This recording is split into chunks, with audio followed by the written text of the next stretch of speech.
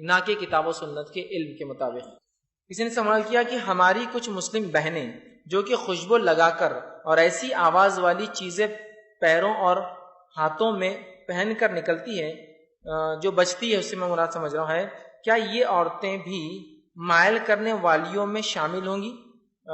حدیث کے مطابق جو ہے بات بتائیے۔ میں نے بہت ساری حدیثیں فحش، برائی پچھلی علامتوں میں بھی رکھی، اس علامت میں بھی رکھی۔ تو کسی بہن کا سوال تھا کہ ایسی مسلم عورتیں جو خوشبو لگاتی ہیں اور ایسی چیزیں ہاتھوں میں اور پیروں میں پہنتی جس سے لوگ متوجہ ہو سکتے، آواز ہوتی ہے، تو کیا یہ بھی مائل کرنے، مائلات وہ ان عورتوں میں آئیں گی جو مائل کرتی ہے اور مائل ہوتی ہے؟ تو یاد رکھیے نبی اکرم صلی اللہ علیہ وسلم نے خوشبو لگانے والی عورت کے تعلق سے اتنی سخت وعید کی ہے۔ افسوس در افسوس امت مسلمہ نے اپنے کلچر اور اپنے فیشن کے نام پر نبی کی سنت کو اور اس سخت وعید کو ترک کیا۔ آپ نے فرمایا حدیث کے الفاظ سنیے، آپ نے فرمایا وہ عورت زانیہ ہے، وہ عورت زانیہ ہے، وہ عورت زانیہ ہے۔ صحابہ نے پوچھا اللہ کے رسول کون سی زانیہ ہے؟ کہا جو خوشبو لگا کر گھر سے باہر نکلتی ہے۔ یہ صحیح روایت ہے۔ کتنے بار کہا؟ اور عربی زبان میں جب کسی جملے کو 3 بار کہا جاتا ہے نا تو وہ اس کی اہمیت اور اس کے مضبوطی کے لیے کہا جاتا ہے کہ بہت اہم بات ہے اور بہت پکی بات ہے۔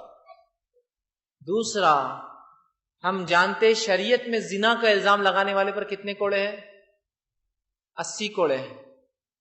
غیر الزام کوئی لگا کہ بھائی یہ زانی ہے، ٹھیک، یہاں رسول اللہ کہہ رہے وہ زانیہ ہے، وہ زانیہ ہے، وہ زانیہ ہے۔ نبی کے زبان سے نکلا ہوا کلام میں نہیں سمجھتا ہوں غیر واضح زنا زنا زنا زانیہ زانیہ زانیہ 3 بار کہا آپ نے۔ اگر رسول کہہ دے کہ وہ عورت زانیہ ہے تو مجھے کہنے میں کوئی حرج نہیں کہ ہاں وہ عورت زانیہ ہے جو خوشبو لگا کر نکلتی ہے، وہ زانیہ ہے اور وہ زانیہ ہے۔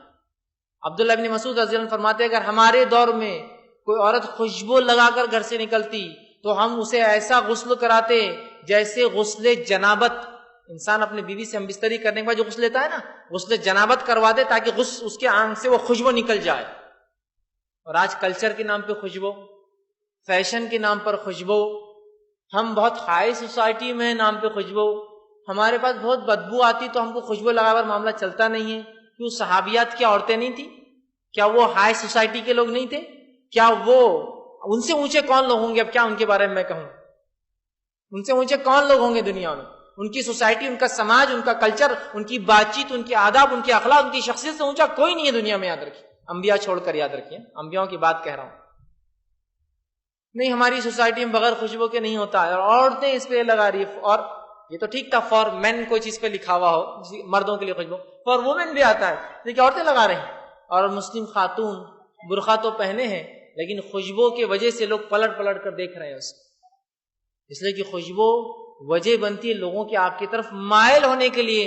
شریعت آپ کا تحفظ چاہتی ہے عورتوں کا، وہ کہتی اتنا مائل بھی نہیں ہونا چاہیے، ہے نا؟ ہوتا ہے نا، دیکھیے ایک آدمی خوشبو لگاتا ہے، مجلس میں داخل ہوتے ہی کیا ہوتا ہے؟ کون آ گیا؟ ارے کون آ گیا؟ ماشاءاللہ کیا خوشبو ہے! بھائی صاحب کہاں سے خوشبو لائے آپ نے؟ یہ کہاں سے لیتے آپ عطر؟ میں بھی وہ ڈھونڈا، یہ عطر تو مجھے ملتا نہیں، بڑی اچھی خوشبو ہے نا۔ آپ مائل اٹریکٹ اس طرف ہوتے ہیں۔ اب ایک خاتون روز خوشبو لگا کر نکلتی ہے تو کیا ہوں گا؟ ویسے ہی مسئلے چالو ہے تو خوشبو کی بات تو کیا ہوں گا؟ آپ اندازہ لگا سکتے نا، شریعت نہیں چاہتی۔ دوسرا، بجنے والی کوئی چیز ہاتھوں اور پیروں میں پہننا، قرآن نے اس کو منع کیا، اور قرآن نے کہا کہ وہ اپنی زیبائے زینت کو چھلکا کے نہ چلے، اور اگر اندر پہنتی بھی ہے، مطلب اگر سمجھو کوئی عورت ہے زیورات پہنتی ہے اور اندر پہنتی، پردے کے اندر پہنتی ہے، تو ایسے پاؤں مار کر نہ چلے، ایسا تیز نہ چلے جس سے کیا پہنا ہے پتہ چل رہا ہے، مطلب اس کی آواز سے پتہ چل رہا ہے کہ اس نے کیا پہنا ہے۔ تو عورت کے لیے ایسی کوئی چیز پہننا جو آواز کرتی ہے جائز نہیں ہے، چاہے پھر وہ چوڑیوں کا بجنا ہو یا پیزب کے گھنگرو ہو، ہاں، یا پھر کسی اور قسم کے وہ بیل بوٹے والے بھی زیور آتے اس کے اندر کچھ لگا بج رہا ہے، اس لیے کہ جب کوئی چیز بجیں گی تو اس سے کیا ہوتا ہے؟ کیا ہوتا ہے؟ لوگ متوجہ ہوتے ہیں، کون؟ شریعت نے منع کر دیا۔ تو ایسی چیزیں اپنے جسم پر نہ ڈالے جو بجتی ہو، ٹھیک ہے؟ اور بہت سے لوگوں کا تو حالت یہ ہے بچہ پیدا بھی نہیں ہو تو گھنگرو پیر میں ڈال دیتے ہیں۔ یہ شریعت جو آلات اور موسیقی کے آلات سے اتنی دور اپنے آپ کو رکھتی ہے، اس کے ماننے والے اپنے ہونے والے بچے کو شیطان کی آلاتی ڈال دے رہے، گھنگرو ڈال رہے ہیں.